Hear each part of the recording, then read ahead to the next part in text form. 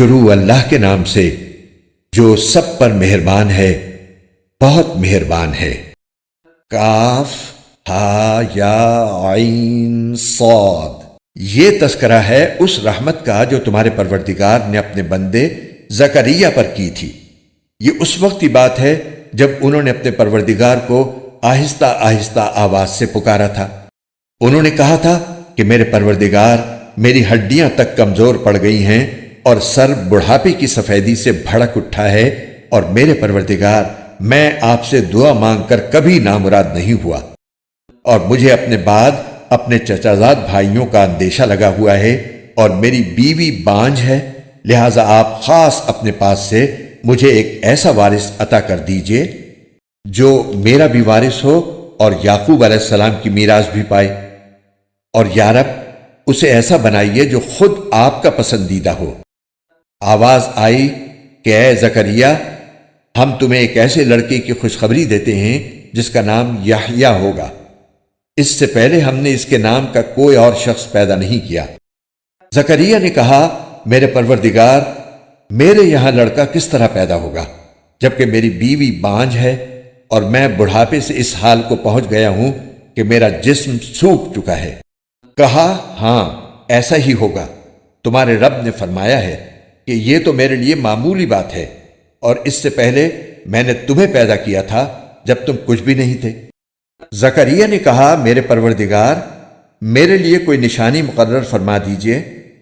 فرمایا، تمہاری نشانی یہ ہے کہ تم صحت مند ہونے کے باوجود 3 رات تک لوگوں سے بات نہیں کر سکو گے۔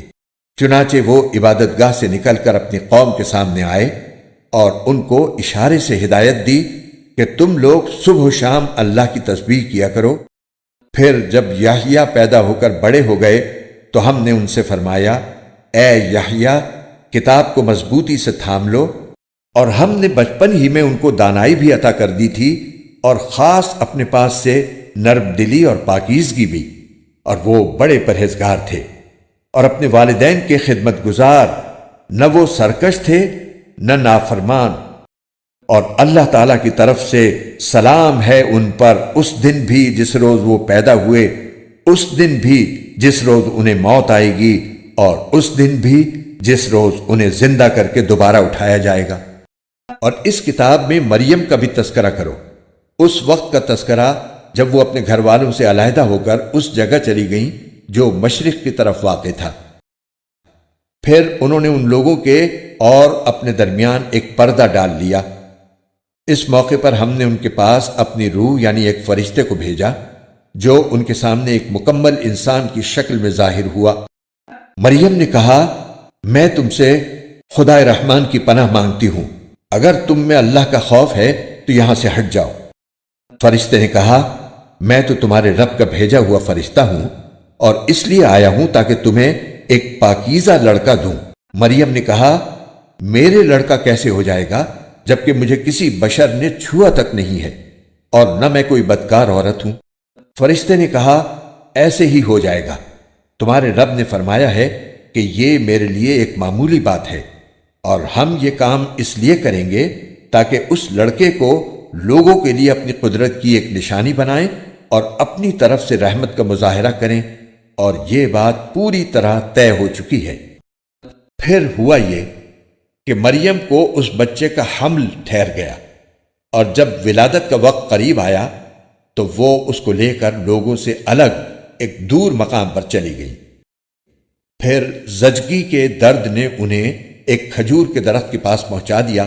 وہ کہنے لگیں، کاش کہ میں اس سے پہلے ہی مر گئی ہوتی اور مر کر بھولی بسری ہو جاتی۔ پھر فرشتے نے ان کے نیچے ایک جگہ سے انہیں آواز دی کہ غم نہ کرو، تمہارے رب نے تمہارے نیچے ایک چشمہ پیدا کر دیا ہے، اور کھجور کے تنے کو اپنی طرف ہلاؤ، اس میں سے پکی ہوئی تازہ کھجوریں تم پر جھڑیں گی۔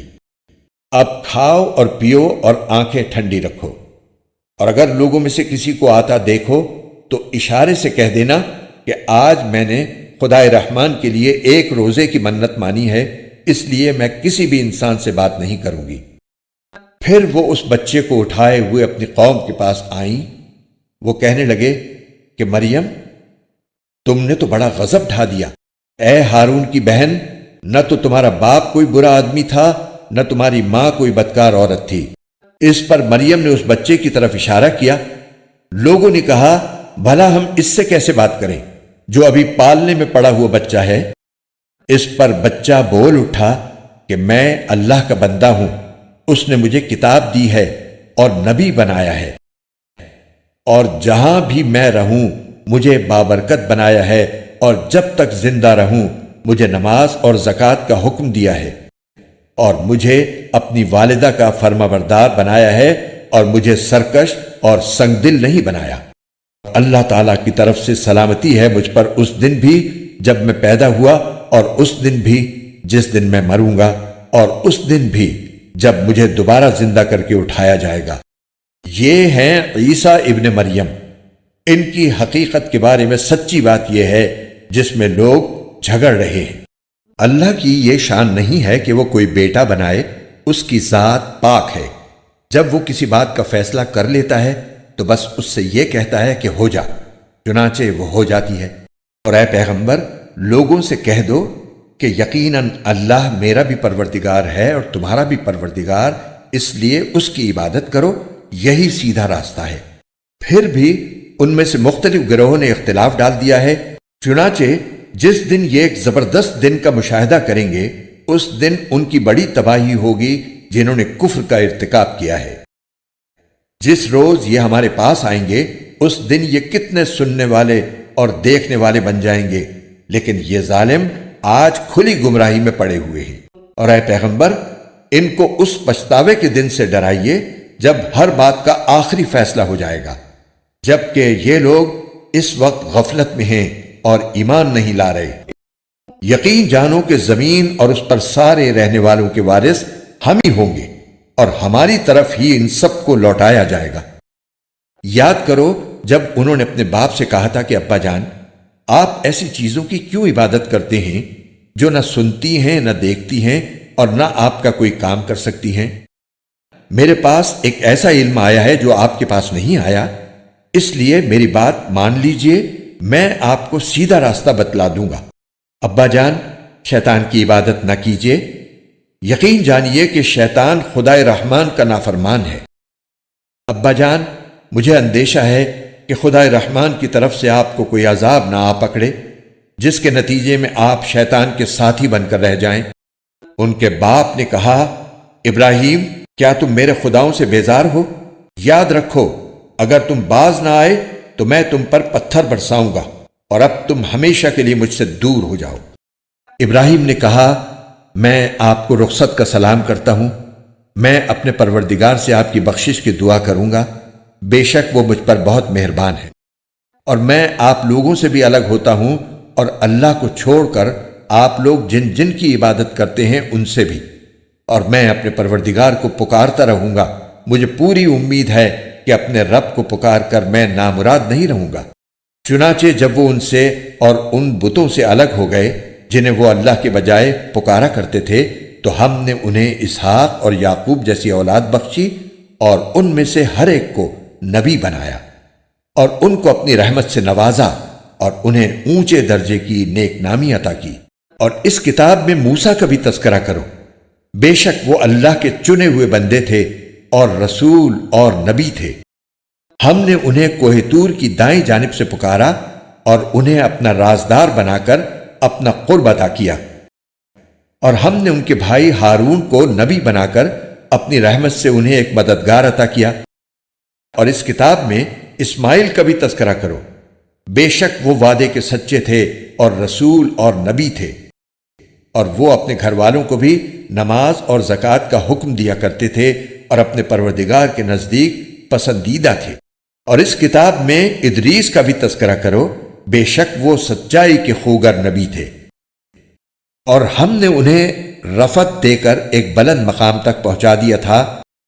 آدم کی اولاد میں سے یہ وہ نبی ہیں جن پر اللہ نے انعام فرمایا، اور ان میں سے کچھ ان لوگوں کی اولاد میں سے ہیں جن کو ہم نے نوح کے ساتھ کشتی میں سوار کیا تھا، اور کچھ ابراہیم اور اسرائیل یعنی یعقوب کی اولاد میں سے ہیں، اور یہ سب ان لوگوں میں سے ہیں جن کو ہم نے ہدایت دی اور اپنے دین کے لیے منتخب کیا۔ جب ان کے سامنے خدائے رحمان کی آیتوں کی تلاوت کی جاتی تو یہ روتے ہوئے سجدے میں گر جاتے تھے۔ پھر ان کے بعد ایسے لوگ ان کی جگہ آئے جنہوں نے نمازوں کو برباد کیا اور اپنی نفسانی خواہشات کے پیچھے چلے، چنانچہ ان کی گمراہی بہت جلد ان کے سامنے آ جائے گی۔ البتہ جن لوگوں نے توبہ کر لی اور ایمان لے آئے اور نیک عمل کیے تو ایسے لوگ جنت میں داخل ہوں گے اور ان پر ذرا بھی ظلم نہیں ہوگا۔ ان کا داخلہ ایسے ہمیشہ باقی رہنے والے باغات میں ہوگا جن کا خدائے رحمان نے اپنے بندوں سے ان کے دیکھے بغیر ان سے وعدہ کر رکھا ہے۔ یقیناً اس کا وعدہ ایسا ہے کہ یہ اس تک ضرور پہنچیں گے۔ وہ اس میں سلامتی کی باتوں کے سوا کوئی لغو بات نہیں سنیں گے اور ان کا رزق انہیں صبح و شام ملا کرے گا۔ یہ ہے وہ جنت جس کا وارث ہم اپنے بندوں میں سے اس کو بنائیں گے جو متقی ہو۔ اور فرشتے تم سے یہ کہتے ہیں کہ ہم آپ کے رب کے حکم کے بغیر اتر کر نہیں آتے۔ جو کچھ ہمارے آگے ہے اور جو کچھ ہمارے پیچھے ہے اور جو کچھ ان کے درمیان ہے وہ سب اسی کی ملکیت ہے، اور تمہارا رب ایسا نہیں ہے جو بھول جایا کرے۔ وہ آسمانوں اور زمین کا بھی مالک ہے اور جو مخلوقات ان کے درمیان ہیں ان کا بھی، لہذا تم اس کی عبادت کرو اور اس کی عبادت پر جمے رہو۔ کیا تمہارے علم میں کوئی اور ہے جو اس جیسی صفات رکھتا ہو؟ اور کافر انسان یہ کہتا ہے کہ جب میں مر چکا ہوں گا تو کیا واقعی اس وقت مجھے زندہ کر کے نکالا جائے گا؟ کیا اس انسان کو یہ بات یاد نہیں آتی کہ ہم نے اسے اس وقت پیدا کیا تھا جب وہ کچھ بھی نہیں تھا؟ تو قسم ہے تمہارے پروردگار کی، ہم ان کو اور ان کے ساتھ سارے شیطانوں کو ضرور اکٹھا کریں گے، پھر ان کو دوزخ کے گرد اس طرح لے کر آئیں گے کہ یہ سب گھٹنوں کے بل گرے ہوئے ہوں گے۔ پھر ان کے ہر گروہ میں سے ان لوگوں کو کھینچ نکالیں گے جو خدائے رحمان کے ساتھ سرکشی کرنے میں زیادہ سخت تھے۔ پھر یہ بات ہم ہی خوب جانتے ہیں کہ وہ کون لوگ ہیں جو سب سے پہلے اس دوزخ میں جھونکے جانے کے زیادہ مستحق ہیں، اور تم میں سے کوئی نہیں ہے جس کا اس دوزخ پر گزر نہ ہو۔ اس بات کا اللہ نے حتمی طور پر ذمہ لے رکھا ہے۔ پھر جن لوگوں نے تقوی اختیار کیا ہے انہیں تو ہم نجات دے دیں گے، اور جو ظالم ہیں انہیں اس حالت میں چھوڑ دیں گے کہ وہ اس دوزخ میں گھٹنوں کے بل پڑے ہوں گے۔ اور جب ان کے سامنے ہماری کھلی کھلی آیتیں تلاوت کی جاتی ہیں تو کافر لوگ مومنوں سے کہتے ہیں کہ بتاؤ ہم دونوں فریقوں میں سے کس کا مقام زیادہ بہتر ہے اور کس کی مجلس زیادہ اچھی ہے؟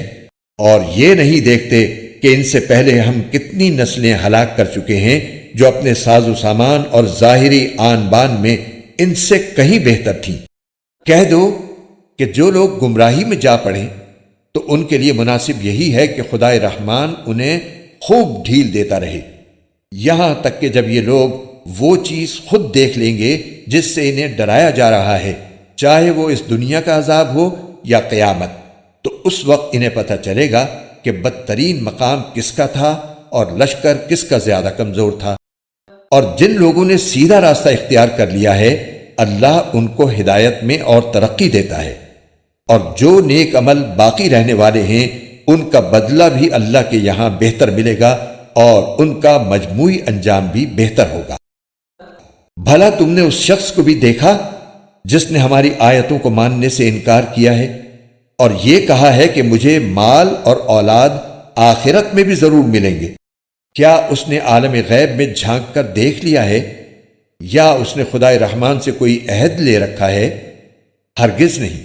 جو کچھ یہ کہہ رہا ہے ہم اسے بھی لکھ رکھیں گے اور اس کے عذاب میں اور اضافہ کر دیں گے، اور جس مال اور اولاد کا یہ حوالہ دے رہا ہے اس کے وارث ہم ہوں گے، اور یہ ہمارے پاس تنہا آئے گا۔ اور ان لوگوں نے اللہ کے سوا دوسرے معبود اس لیے بنا رکھے ہیں تاکہ وہ ان کی پشت پناہی کریں۔ یہ سب غلط بات ہے۔ وہ تو ان کی عبادت ہی کا انکار کر دیں گے اور الٹے ان کے مخالف ہو جائیں گے۔ اے پیغمبر، کیا تمہیں یہ معلوم نہیں ہے کہ ہم نے کافروں پر شیاطین چھوڑ رکھے ہیں جو انہیں برابر اکساتے رہتے ہیں؟ لہذا تم ان کے معاملے میں جلدی نہ کرو، ہم تو ان کے لیے گنتی گن رہے ہیں۔ اس دن کو نہ بھولو جس دن ہم سارے متقی لوگوں کو مہمان بنا کر خدائے رحمان کے پاس جمع کریں گے اور مجرموں کو پیاسے جانوروں کی طرح ہکا کر دوزخ کی طرف لے جائیں گے۔ لوگوں کو کسی کی سفارش کرنے کا اختیار بھی نہیں ہوگا سوائے ان لوگوں کے جنہوں نے خدائے رحمان سے کوئی اجازت حاصل کر لی ہو، اور یہ لوگ کہتے ہیں کہ خدائے رحمان کی کوئی اولاد ہے۔ ایسی بات کہنے والوں، حقیقت یہ ہے کہ تم نے بڑی سنگین حرکت کی ہے۔ کچھ بعید نہیں کہ اس کی وجہ سے آسمان پھٹ پڑیں، زمین شق ہو جائے اور پہاڑ ٹوٹ کر گر پڑیں، کہ ان لوگوں نے خدائے رحمان کے لیے اولاد ہونے کا دعویٰ کیا ہے، حالانکہ خدائے رحمان کی یہ شان نہیں ہے کہ اس کی کوئی اولاد ہو۔ آسمانوں اور زمین میں جتنے لوگ ہیں ان میں سے کوئی ایسا نہیں ہے جو خدائے رحمان کے حضور بندہ بن کر نہ آئے۔ یقین رکھو کہ اس نے سب کا احاطہ کر رکھا ہے اور انہیں خوب اچھی طرح گن رکھا ہے، اور قیامت کے دن ان میں سے ایک ایک شخص اس کے پاس اکیلا آئے گا۔ ہاں، بے شک جو لوگ ایمان لے آئے ہیں اور انہوں نے نیک عمل کیے ہیں، خدائے رحمان ان کے لیے دلوں میں محبت پیدا کر دے گا۔ چنانچہ اے پیغمبر، ہم نے اس قرآن کو تمہاری زبان میں آسان بنا دیا ہے تاکہ تم اس کے ذریعے متقی لوگوں کو خوشخبری دو اور اسی کے ذریعے ان لوگوں کو ڈراؤ جو ضد کی وجہ سے جھگڑے پر آمادہ ہیں۔ ان سے پہلے ہم کتنی ہی قوموں کو ہلاک کر چکے ہیں۔ کیا تمہیں ٹٹولنے سے بھی ان میں سے کسی کا پتہ ملتا ہے، یا ان میں سے کسی کی بھنک بھی تمہیں سنائی دیتی ہے؟ قرآن کے خوبصورت اور ایمان افروز اردو اور ہندی ترجمہ و تفسیر کے ویڈیوز کو دیکھنے کے لیے ہمارے چینل بیوٹیفل قرآن AB کو لائک، سبسکرائب اور شیئر کیجیے۔ شکریہ۔